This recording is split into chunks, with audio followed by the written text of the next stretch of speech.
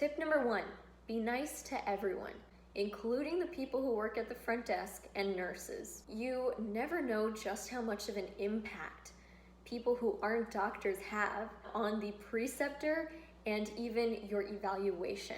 So preceptors, your attendings, who are going to write your evaluations and residencies can see basically what the doctor said about you. Make sure you're nice to the doctor's staff as well, because if they're complaining about your behavior to the doctor, that gives a bad impression. So just be nice to everyone, and why wouldn't you? Honestly, we're all in this together. We're part of the healthcare team, including the administrative staff. So be nice to everyone, nurses, front desk, everybody. Be respectful, be kind. Number 2, do not complain about anyone or anything. What you say could be misconstrued and blown out of proportion.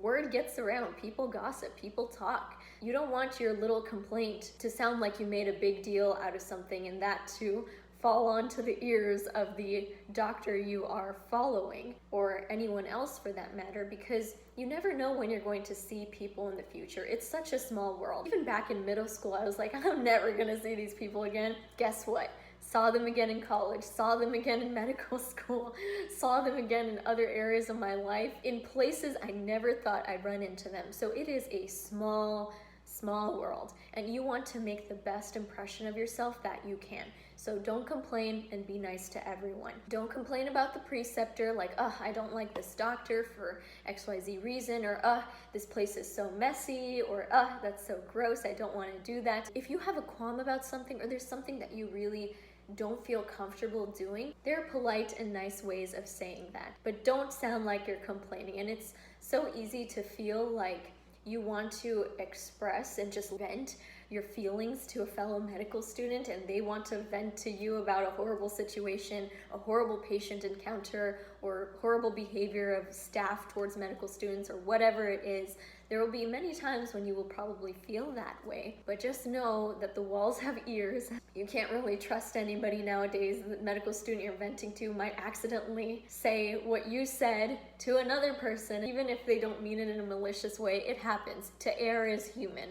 So try not to complain, or if you must talk about some issue that occurred, just say it in a very polite, professional manner that doesn't make it look like you're complaining. When you go home though, and you lock your door and close your windows, that's when you can just let it all out. Be on time. Be at least 15 minutes early. I would say at least 30 minutes early to whatever it is that you're going to. If you are called in to be at the hospital at 8 a.m., be there by 7:30, because you don't know if your bus is going to be late, if the bus is going to be full, if there's going to be traffic on the way, or if your preceptor actually means 7:30 even though he said 8 a.m. Next, ask your preceptor what his or her expectations are from the beginning. Preceptors have different expectations for their medical students. Some of them say, you know what, you're just a medical student, you don't know much, I just want you to watch and take in as much as you can. That's it. But some preceptors might have more expectations from you. Make sure you're asking me questions, make sure you're staying on top of the material.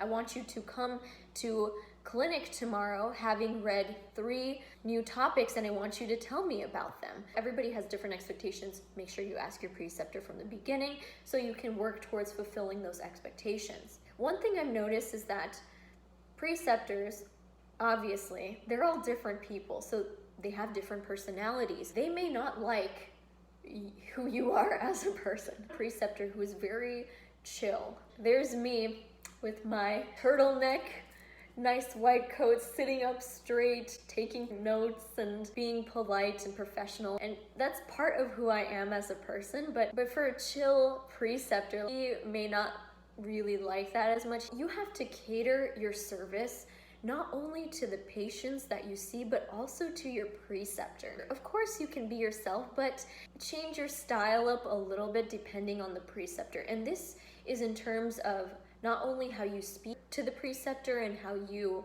present yourself to him or her, but also your notes. Because some preceptors want really concise, to the point notes versus other preceptors who want things to be really detailed and your notes look super long, and they like that. Versus other preceptors, if you did it for them, they might think, wow, that's so annoying. Try to figure out your preceptor, what kind of students they like, what kind of behavior or personalities they like, and what kind of note-taking style they like as well. So figure out your preceptor style and kind of cater your presentation to the preceptor. If your preceptor, for example, criticizing a certain situation, that does not mean you should do that.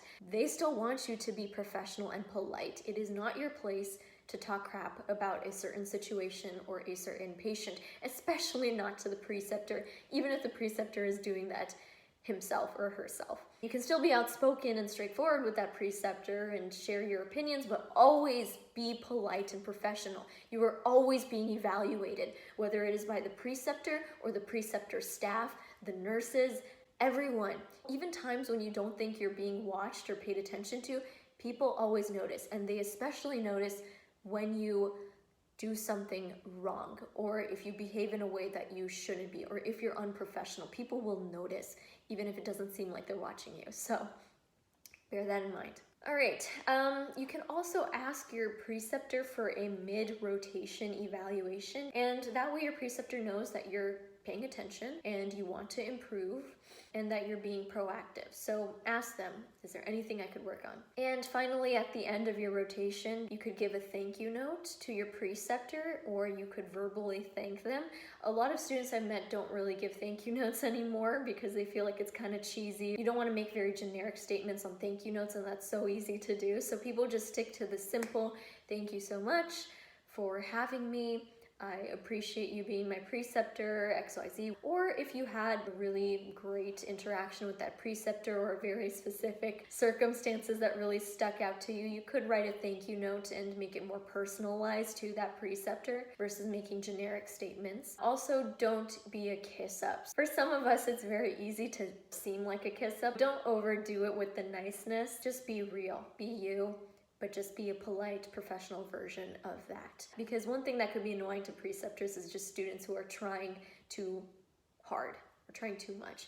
So just be real and be you. Ask questions during your rotation, but remember to ask questions during the right time and the right place. If your preceptor is in the middle of something, like a patient encounter or surgery, or maybe they're going to tell their staff something, that's not a good time to ask the preceptor a question. Your attending is most likely busy throughout the entire day doing something. It doesn't seem like there's a time when he or she is not doing something. So how do you know when to ask a question? Well, if it seems like they're not doing as much as they were before, like they're not with a patient sitting at the computer, maybe looking at the computer, reading an email or something, you could ask very politely, "Doctor, is this a good time to ask you a question?"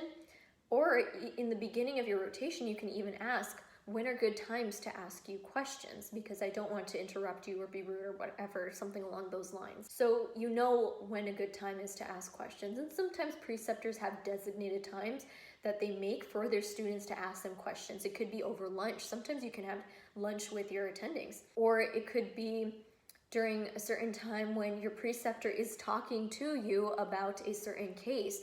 That's a great time to ask your preceptor a question related to that case because their attention is already on you and they're not doing much else during that time. Just be aware of the situation and try not to be annoying to your preceptor and ask them questions during times when they're busy and doing something else. The worst that you could hear after asking your preceptor, "Is this a good time to ask a question?" is, "No, not right now, I'm busy doing something." And then you can just hold your question off for a later time. Make friends with the medical students and even the staff. Again, you never know when you're gonna run into people in the future. Number one, it's just nice to make friends and to expand your circle. And number two, you're making a professional connection also. You never know what's going to happen down the line. It's always nice to have someone to talk to, someone to call, someone to vibe with. You don't have to kiss up to people. Sometimes people will just not get along, or maybe you just don't feel comfortable talking to certain people. So use your best judgment. But yeah, just be open-hearted, be kind, and look out for each other. You will have medical students that you